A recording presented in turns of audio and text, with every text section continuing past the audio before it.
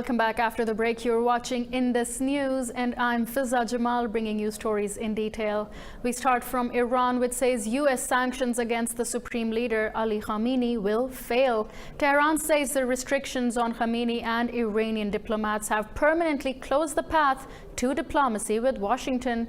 In a television address, President Hassan Rouhani said it was pointless to block Khamenei's access to financial resources because he has no foreign assets. Washington has imposed new sanctions on Iran's Supreme Leader Ayatollah Ali Khamenei, Foreign Minister Javad Zarif, and other senior officials. The sanctions restrict Khamenei's access to financial resources and target his aides. Foreign Ministry spokesman Abbas Mousavi says U.S. President Donald Trump's administration is out to destroy world peace. He says the White House is violating established international mechanisms and due process. Iran's Foreign Minister Javad Zarif distanced Trump from the Pentagon, saying both have different agendas. He says Trump doesn't want a war, but his B team is not concerned with U.S. interests. President Trump says the U.S. doesn't want conflict with Iran, but the sanctions would continue for years. So America is a peace-loving nation. We do not seek conflict with Iran or any other country. I look forward to the day when sanctions can be finally lifted and Iran can become a peaceful, prosperous, and productive nation. That can go very quickly. It can be tomorrow. It could also be in years from now. In a related development, the United States says it is building a coalition with allies to protect shipping lanes in the Gulf region. U.S. Secretary of State Mike Pompeo says freedom of navigation in the Strait of Hormuz is vital. The UK says it will support Washington if it takes military action against Iran. Foreign Secretary Jeremy Hunt says Britain will weigh any military intervention on a case-by-case basis. The US, UK, Saudi Arabia and UAE have called on Iran to halt any further actions that threaten regional stability. A joint statement says tensions should be resolved through diplomacy. Earlier, the United States says that all countries, including China and Japan, should protect their own oil tankers in the Strait of Hormuz. President Donald Trump said the U.S. is the largest energy producer in the world and does not need presence in the shipping route.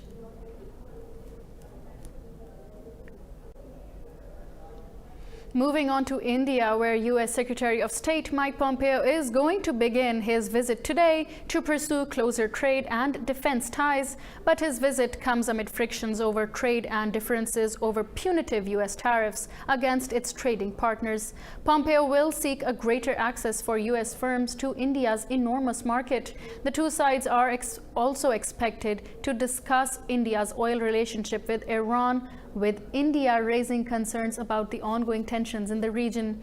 He will also discuss a major defense pact, but the two sides are at odds because of India's S-400 missile deal with Moscow. This is the first visit to India by any member of President Donald Trump's cabinet in Prime Minister Narendra Modi's second term.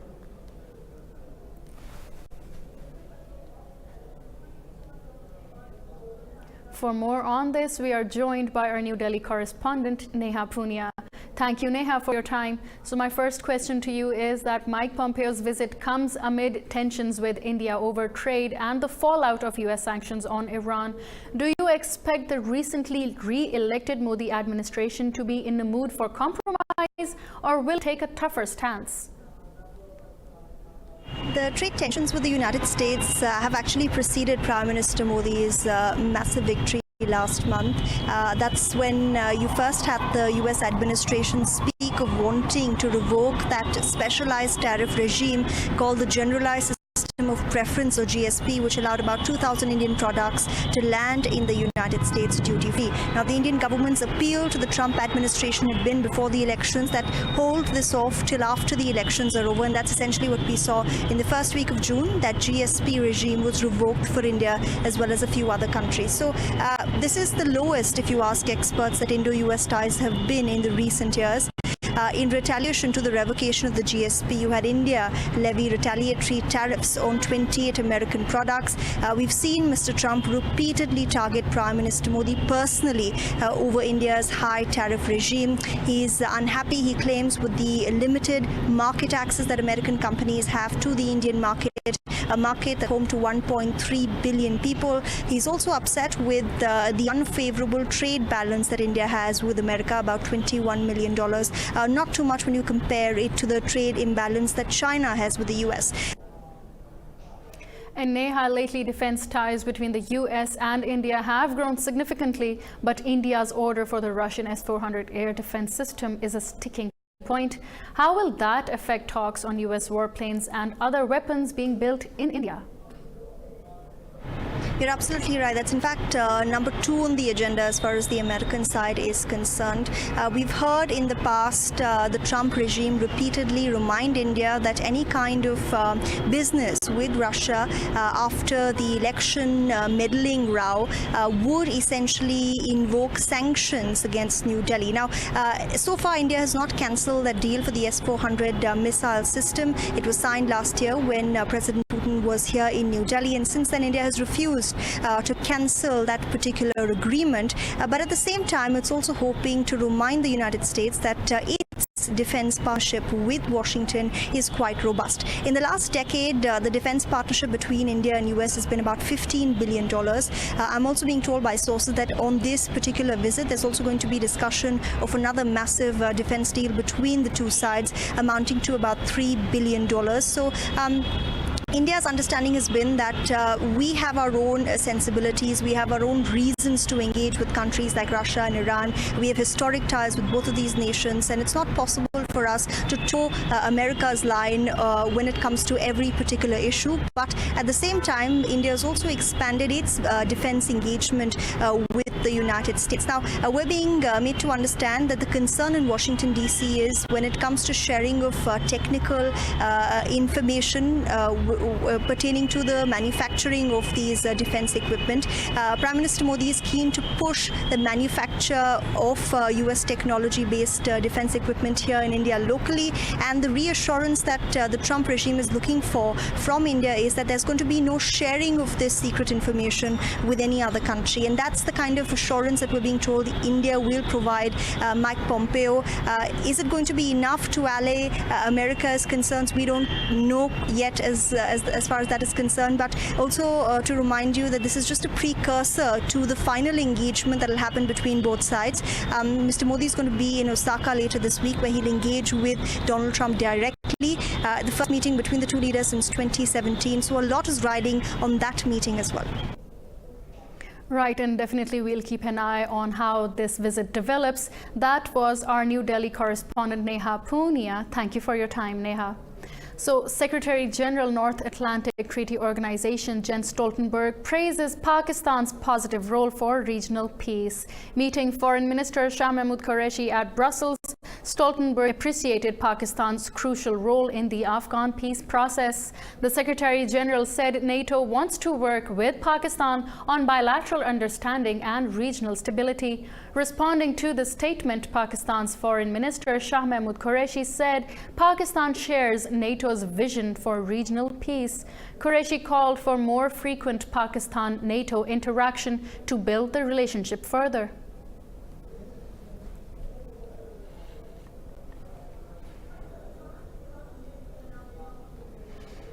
The White House senior advisor Jared Kushner says the US-led Israeli-Palestinian peace proposal will not follow an Arab peace initiative. The announcement comes ahead of a 2-day international conference in Bahrain. Thousands of Palestinians have rallied across the West Bank to protest against the meeting. Kushner says the deal will attempt to find a middle ground between the Arab peace initiative and the Israeli position. The first stage of US President Donald Trump's political plan to resolve the Israeli-Palestinian conflict will be launched in Bahrain today. Palestine and Israel have been barred from the conference curtain-raising event. The U.S. has unveiled a proposal to create a $50 billion investment fund for Palestinians and neighboring Arab states. Meanwhile, Israel has blocked fuel deliveries to the Gaza Strip, citing new incendiary balloons from the Palestinian enclave.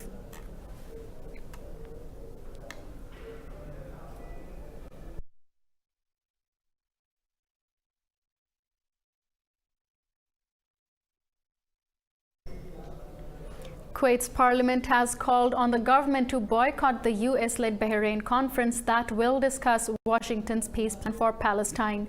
Details in this report. Bahrain will host the so-called Peace to Prosperity workshop to discuss President Donald Trump's deal of the century. The US has proposed a $50 billion investment fund for Palestinians and neighboring Arab states. Kuwaiti parliamentarians say the government should boycott the so-called peace conference. We, the undersigned, call the government to declare an important stand by boycotting the activities of this meeting and renouncing all its decisions that aim to participate in the loss of the historical Arab and Islamic rights in occupied Palestine. In Morocco, thousands have demonstrated against the conference. The protesters have called the meeting a Congress of Shame. Everyone here agrees that the Palestinian issue is a national issue and that the Manama Conference is treason. The states, individuals, governments and institutions that have chosen to participate have chosen to belong to the traitors' camp. Saudi Arabia and the UAE are taking part in the meeting, but it's not clear if other US allies will attend. Egypt says it will attend the Bahrain conference to evaluate US advisor Jared Kushner's plan for Palestine. The UK's leadership hopeful Boris Johnson says Britain has doubled down on his promise to deliver Brexit in October, even without a deal. Johnson stressed the necessity of keeping a no-deal option on the table so Britain can get the result it wants. The former Foreign Secretary has raised doubts over payment of the previously agreed £39 billion divorce deal with the EU. The frontrunner in the race to 10 Downing Street claims he can persuade Brussels to resolve the Irish border issue. Johnson has admitted a hard Irish border and crippling trade tariffs will not be avoided without the EU's help. Defeatism and negativity that has enfolded us in a great cloud for so long, and to prepare confidently and seriously for a WTO or no deal outcome. Member states of the Council of Europe have agreed Russia can now send a delegation to its parliament. Despite strong opposition from Ukraine, 118 parliamentarians from member states ruled in Moscow's favor. 62 members of the Strasbourg-based body's parliamentary assembly voted against the move. This paves the way for Moscow's participation in the body's election of a new Secretary General on Wednesday. Moscow's representatives were stripped of their voting rights when Russia annexed Crimea in 2014. The Kremlin responded by boycotting the assembly and refusing to pay its $37 million budget contribution.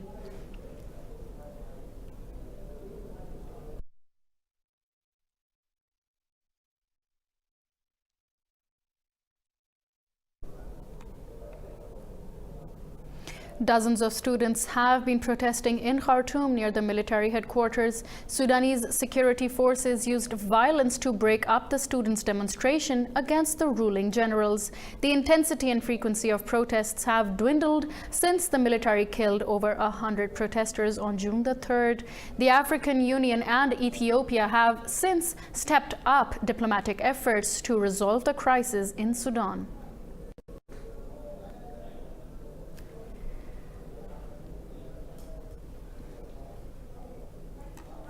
It's time for us to take a short break. Don't go anywhere.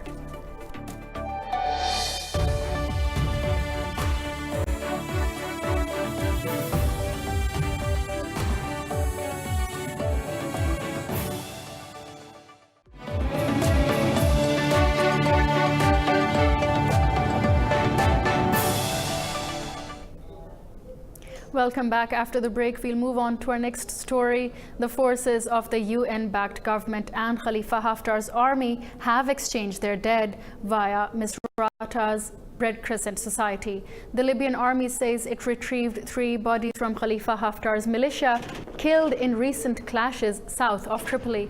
Battles are intensifying in the country as both sides continue their fight on the outskirts of the capital. The WHO says 635 people have been killed in Libya since Khalifa Haftar launched his offensive on Tripoli in April. The UN says more than 94,000 people have fled their homes since the fighting broke out.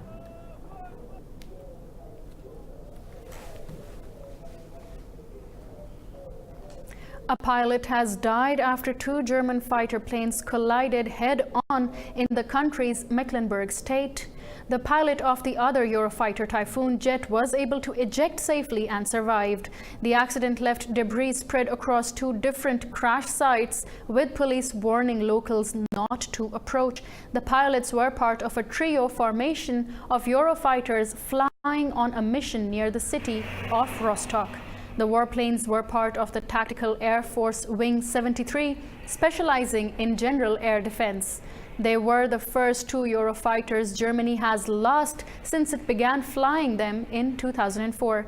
Defense Minister Ursula von der Leyen has called for a watertight investigation into the accident.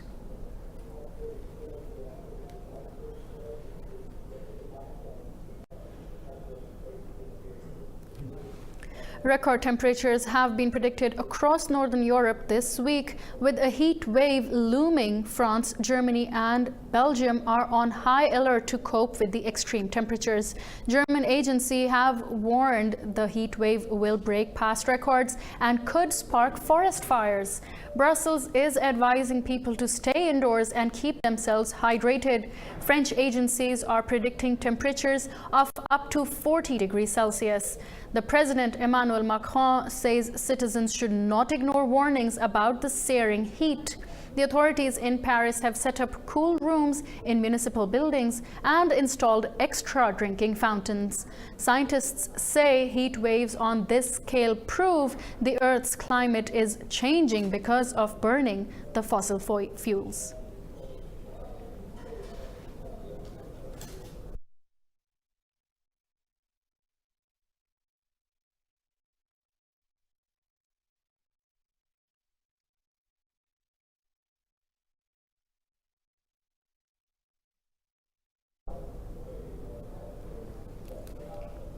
Mexico is planning to identify thousands of human remains from morgues and mass graves. More than a decade of gang-fueled violence has stirred anger among bereaved families. Mexico will allocate $21 million to forensic labs to be established across the country. President Andrés Manuel López Obrador said he will end lawlessness and bring justice to the families. But 2019 is on track to become the country's most violent year on record. Mexican prosecutors say 855 clandestine graves were discovered between January 2007 and September 2016.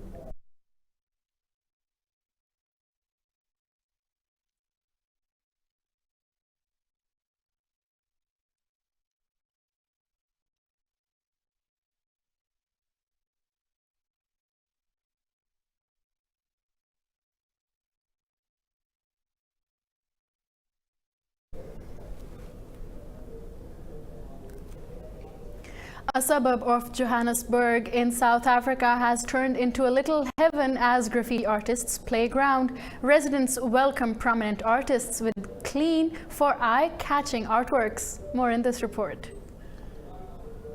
Art is considered one of the most pure expressions of individualism. Now considered a formal art form, graffiti is widely celebrated in South Africa. Residents of Westine donate their walls and the artists are given free rein regarding their concepts. The Westine Graffiti Project boasts an extensive collection of graffiti art in the country. From our experience, a project like this is the first time it's been done, where people have voluntarily given their walls to graffiti artists to come and work on them and give of their time and their skills. Over 50 works by significant artists adorn the walls of houses all over the suburb. The project is seen as a way to promote the acceptance of unusual forms of art. I think people started accepting graffiti as a form of art. But before, they didn't know about graffiti, so they would look at us as rebels, like punks, people who are out there for no good. But at the end of the day, we were sharing our experiences with the community. As more residents join the cause, there's a captivating number of mesmerizing walls in Westine. Prince Harry and Meghan Markle have spent £2.4 million of taxpayers' money on renovations to their new home. The Frogmore Lodge has undergone extensive structural changes at the expenses of the sovereign grant paid by the UK. Taxpayers, the grant covers the cost of official duties and the upkeep of royal palaces. Frogmore Cottage had its chimney, roofs and floors redone, as well as other fittings. The royal couple paid for the fittings. The royal financial statement reveals the monarchy cost the British taxpayer £67 million last year, a 41% increase.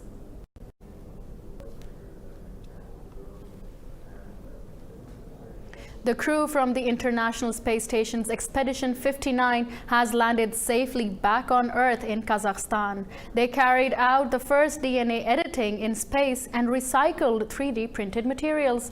American, Russian and Canadian astronauts took part in the joint mission. NASA flight engineer Anne McLean, Russian commander Oleg Kononenko and Canadian David Saint-Jacques were pulled from the Soyuz MS-11 capsule. They were later given medical checkups. The expedition conducted experiments ranging from in-orbit radiation detection to microbiology. The crew spent 204 days on the station orbiting the Earth 3,264 times. NASA says the expedition traveled almost 87 million miles. The team attempted to replicate the structure and functions of human organs in suborbital conditions.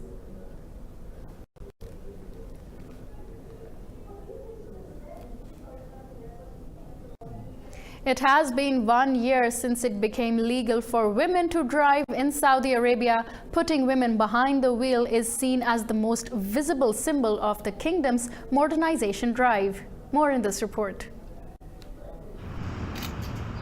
Many Saudis believed women would never be allowed to drive in the kingdom in their lifetime. This changed last year as Riyadh attempts to recreate Saudi Arabia and transform its image. But it's not the House of Saud women are thanking after finally getting this basic right. Women's rights activists paved the way for us and a way for the whole society. Of course, we are all supporting them, and thank be to God, it is a good start and has had an impact on us.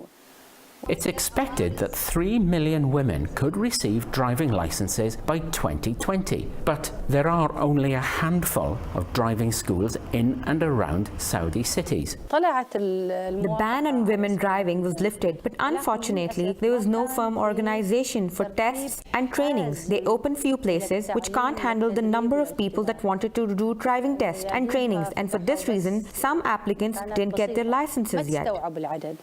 Women in Saudi Arabia need a male guardian's permission to study, get married or renew passports. They do not need a man's approval to get a driving license. We feel like in a cage before, and it's like open the cage, we fly, we go wherever.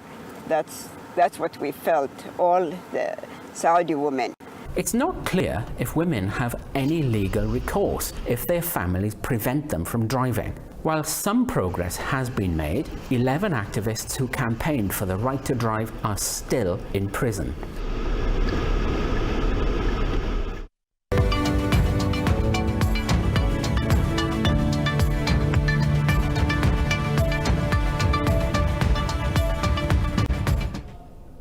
Let's take you to the world of business, where China and the US have agreed to resume trade talks after a phone conversation between senior officials. Trade talks between both sides broke down early in May. Both countries have since exchanged steep tariffs on the $260 billion of bilateral trade. China's Vice Premier Liu He, US Trade Representative Robert Lighthizer, and Treasury Secretary Steven Mnuchin discussed trade issues on the phone. Chinese state media claims the call took place at Washington's request. This comes ahead of a crunch meeting between the presidents of both countries at the G20 summit later this week.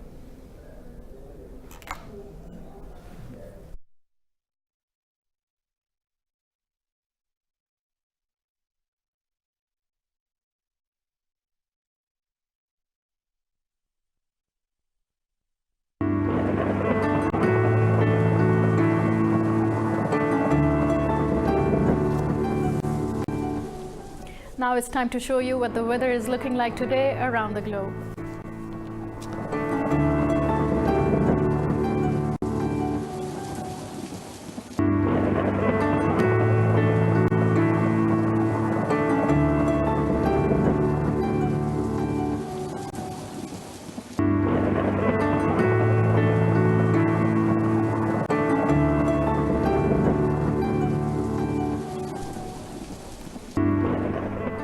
These are all the stories in detail we have for you this hour. Stay tuned for further updates on Indus News.